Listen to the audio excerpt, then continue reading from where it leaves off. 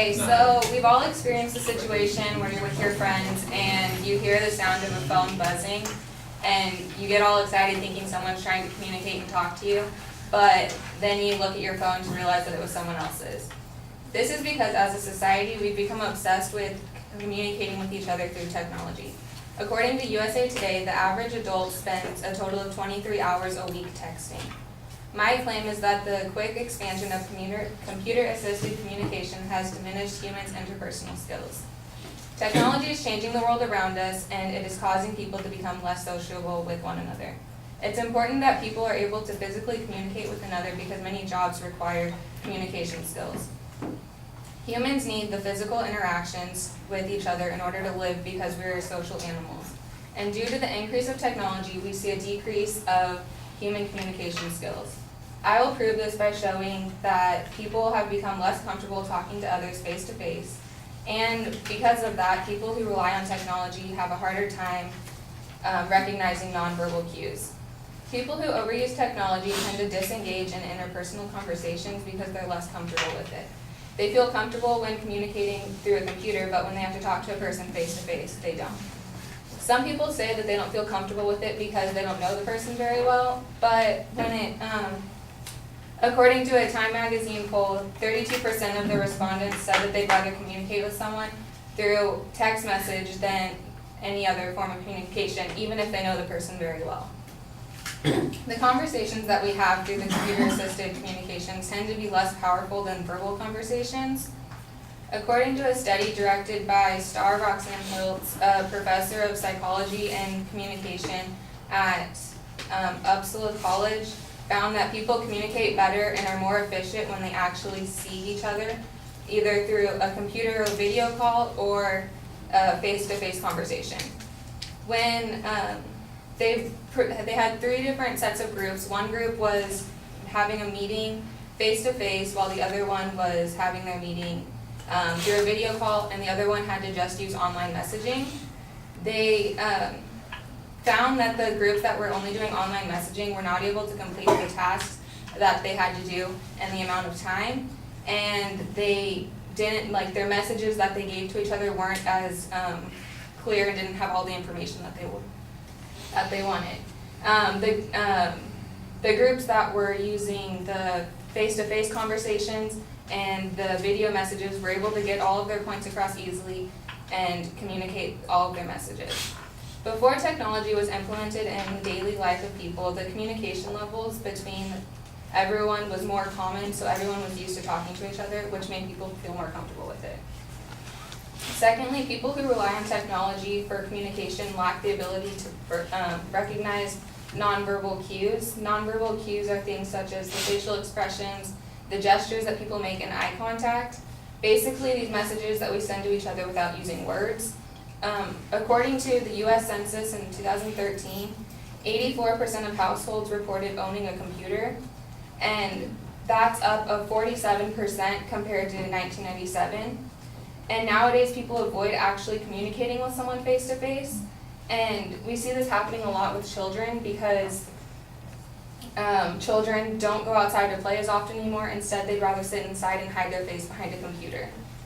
And parents give their children electronic devices so that they can entertain themselves and keep them busy, but in reality, the children aren't entertaining themselves with the devices. The devices are entertaining them because the children are not using their imagination and creativity skills because that's already all done for them with the device. And it's important that kids are playing and communicating with each other to help them develop these skills at a younger age. Younger generations tend to be on their phones a majority of the day, and according to a study by the Kaiser Family Foundation, people around the ages 8 to 18 spend more time on their phone throughout a day than they do with any other activity that they do. Our generation has become more dependent on technology to express our emotions, and that before used to be expressed with a face-to-face interaction. In conclusion, the majority of people in the younger generations rely heavily on technology for their communication skills, and all of their communication skills are on a decline. Imagine how the world will be when they grow up if they're unable to communicate. Will employees not be able to communicate with their employers? Will parents not be able to communicate with their kids? Or will new skills be developed through the computer-assisted communication? With the communication of humans changing so rapidly, only time will be able to tell what the future holds.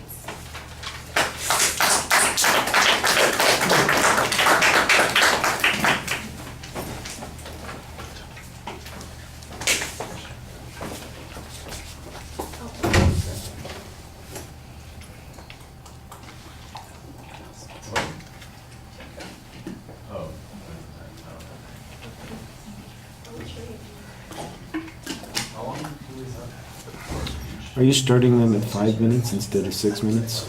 Yeah. They have 6 minutes, so they don't see a card for the first minute, so.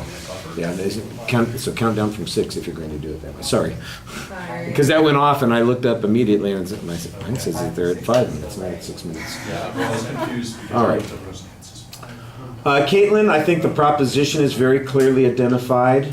The contents, you do preview those points, although I think you're rushing through them a little bit. I think you need to explain a little bit more about the controversy, but I did think you gave us a nice context for why you think this is going on and how times have changed. So I think people can kind of understand where you're coming from on those particular points.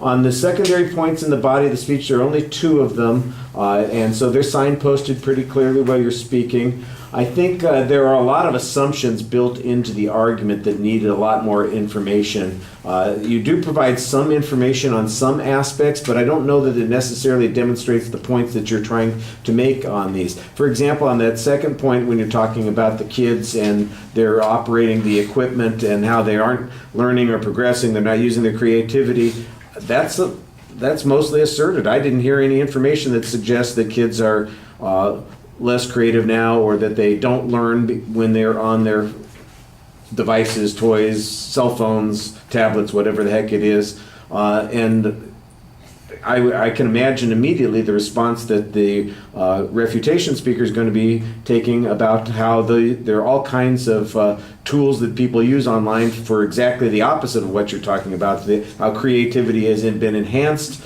because of technological innovation, how kids have so many more options and opportunities to do this, and because your information here is abstract at best and sometimes missing, I think you put yourself at a disadvantage. And there are a couple of places where that sort of thing happens.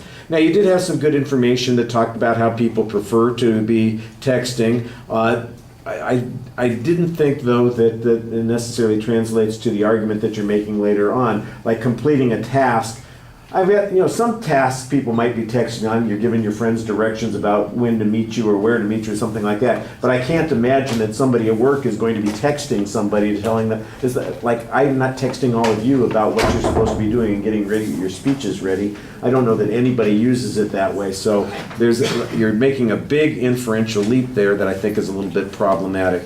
You do a very nice job presenting for the most part. It's pretty solid. The time is fine, even though she said you were done early. It was okay. You were 5:30, so it's not a problem there.